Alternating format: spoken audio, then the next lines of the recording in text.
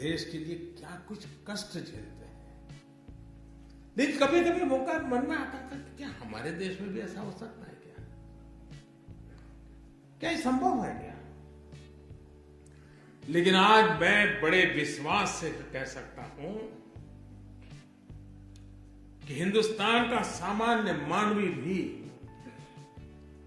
अगर उसे अवसर मिले, मौका मिले, जिम्मेवारी की बात आ जाए, जैसा आपने करके दिखाया, वह भी पीछे रहने वालों में से नहीं है, ये मैं अनुभव से कहता हूं।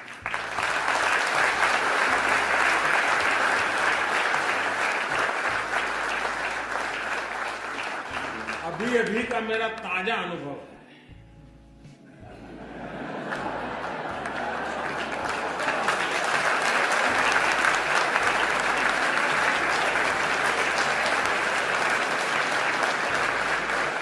कौन से वाला?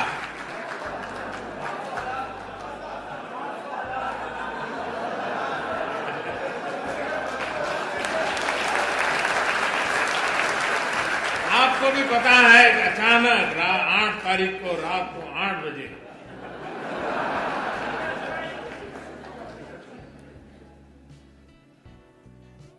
$500 और 1000 की नोट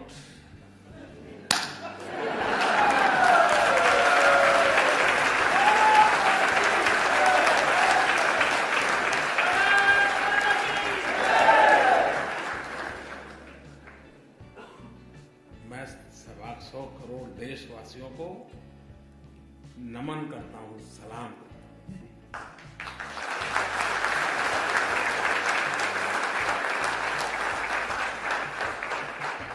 घर में शादी है, पैसे नहीं है। मां बीमार है, 1000 की नोटों का थप्पा है, लेकिन मुश्किल है। इन सब के बावजूद तकलीफ है, ये पता है, खुद को है पता है, अड़ोस पड़ोस को है पता है, उसके बावजूद भी लोग मुंह में उंगली डाल डाल करके पूछवाते थे, मोदी को कुछ बोलो, कुछ मोदी के खिलाफ बोलो। ऐसा भी चल रहा है। लेकिन मैं देश के लोगों को 100 सलाम करता हूं।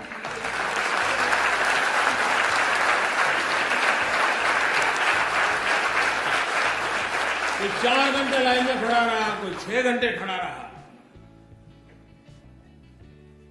लेकिन तकलीफ झेली,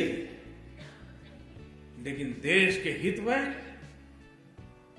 इस निर्णय को वैसे ही स्वीकार और स्वागत किया है जैसे 2011 में जापान के हर नागरिक ने करके दिखाया।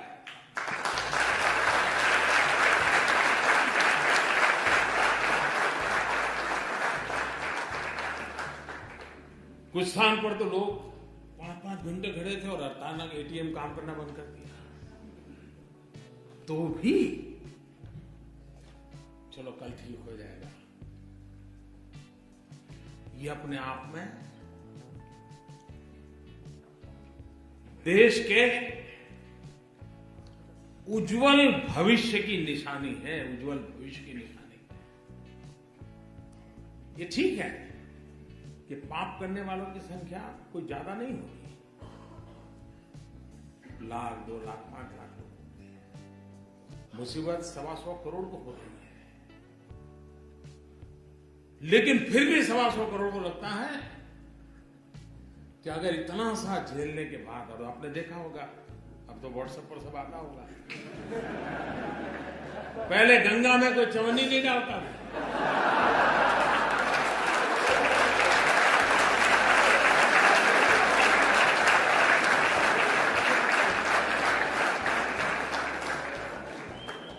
बह रही है गंगा।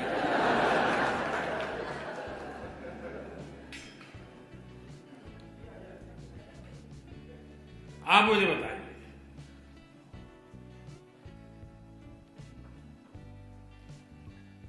चोरी का माल निकलना चाहिए नहीं निकलना चाहिए?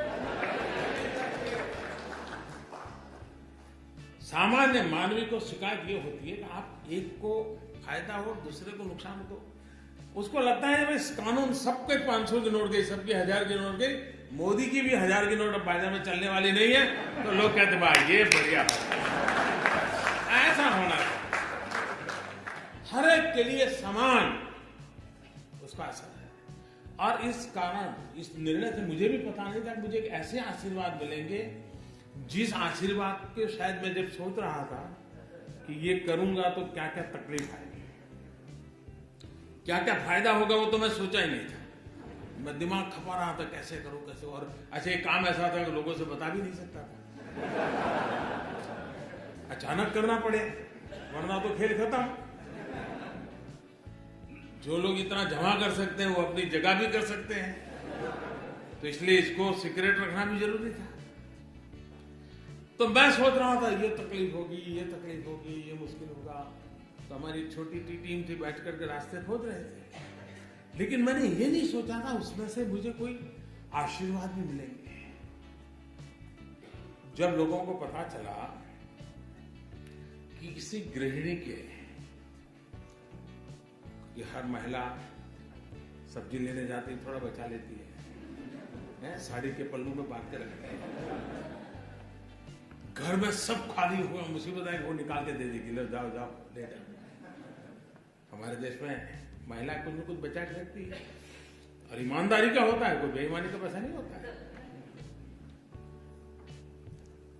जब हमने कह दिया कि अगर किसी गृहिणी का 2.5 लाख रुपया अगर वो बैंक में जमा कर देगी तो सरकार उसको नहीं पूछेगी कि ये 2.5 लाख रुपए कहां से आए थे।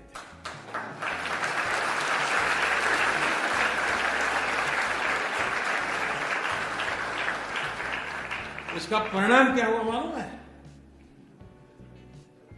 कई बेटे और बहुएं भी जो वृद्धाश्रम में मां को रख के आए थे, उन्होंने 2.5 लाख रुपए जमा करा दिया मां के खाते में।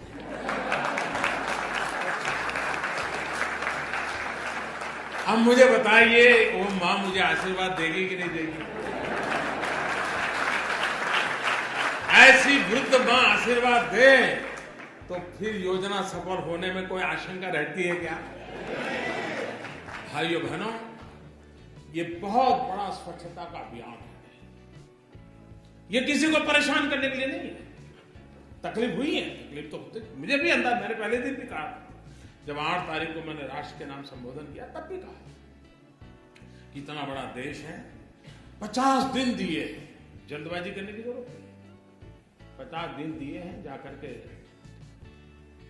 अपने जो ईमानदारी के हक के पैसे हैं वो जमा कराएं, बदले में उनको खाते में पैसे आ जाएंगे। लेकिन मैं इस बात को स्पष्ट मानता हूं, बिना हिसाब का अगर कुछ आया हाथ तो उसका देश आजाद हुआ तब से आज तक का हिसाब चेक करने वाला हूं।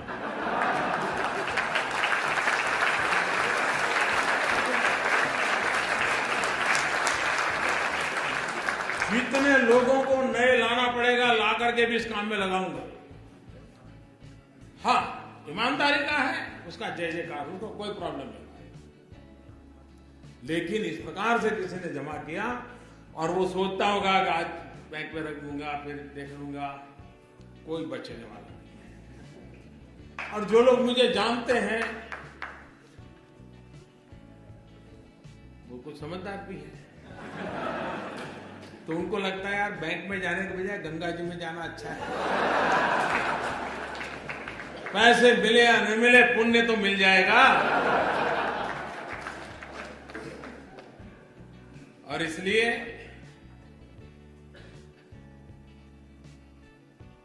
देश को मैं फिर एक बार, आज पहुंचते ही फिर से भी मैं लोगों को बार बार कहने वाला, ईमानदार लोगों की रक्षा करने के लिए मेरी सरकार सब कुछ करेगी, और बेईमानों को तो हिसाब चुकता होके ही रहेगा।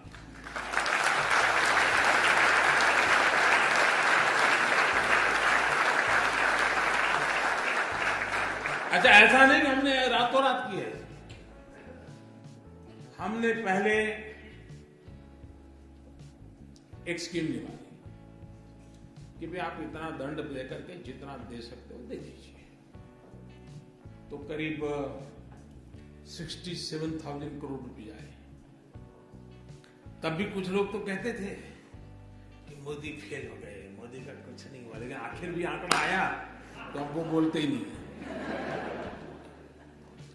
और पिछले 2 साल में इस प्रकार के अलग अलग जो प्रयास किए, करीब करीब 1.25 लाख करोड़ रुपया वापिस आया। 1.25 लाख करोड़ रुपया।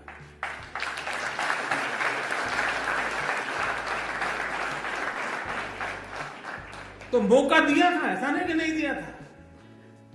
लेकिन फिर भी अगर आपको लगता है कि वैसे ही है पहले जैसे थे, तो फिर गलती मेरी नहीं है।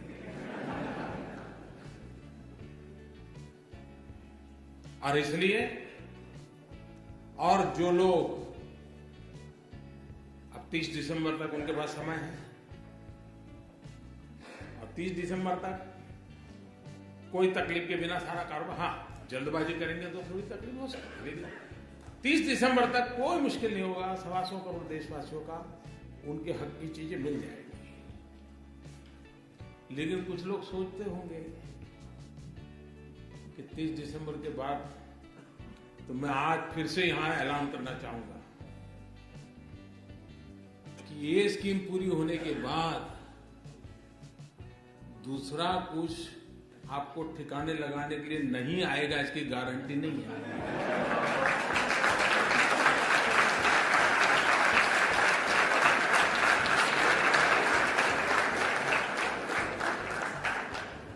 अब दुनिया इतनी बदल चुकी है, हमने मुख्य धारा में, आप ठीक है पहले कर लिया भाई, मैंने मौका दिया, बेटों का नसीब की चिंता करो।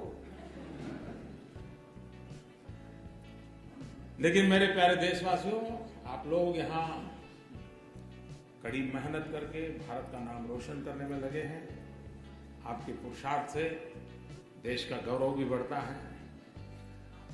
दुनिया में जहां भी जाते हैं, भारतीय समुदाय के व्यवहार की बहुत ही सकारात्मक चर्चा विश्व में जहां जहां भारतीय समुदाय रहता है उनसे मिलती है सुनने के लिए, और उसके कारण भारत की साख भी बढ़ती है, भारत की प्रतिष्ठा भी बढ़ती है।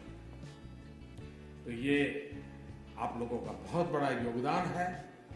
मैं फिर एक बार आप सबको मिलने का मुझे अवसर मिला, मैं आपका बहुत बहुत धन्यवाद करता हूं। और मैं आपको विश्वास दिलाता हूं कि अब हिंदुस्तान निरंतर आगे बढ़ने वाला है, विकास की नई नई ऊंचाइयों को पार करने वाला है। जो सपने आप दुनिया में जाकर के दुनिया देखते हो, और जो अच्छी चीजें आप हिंदुस्तान में चाहते हो, वो सभी अच्छी चीजें हिंदुस्तान में होना संभव हो चुका है, होके रहेगा। बहुत बहुत धन्यवाद।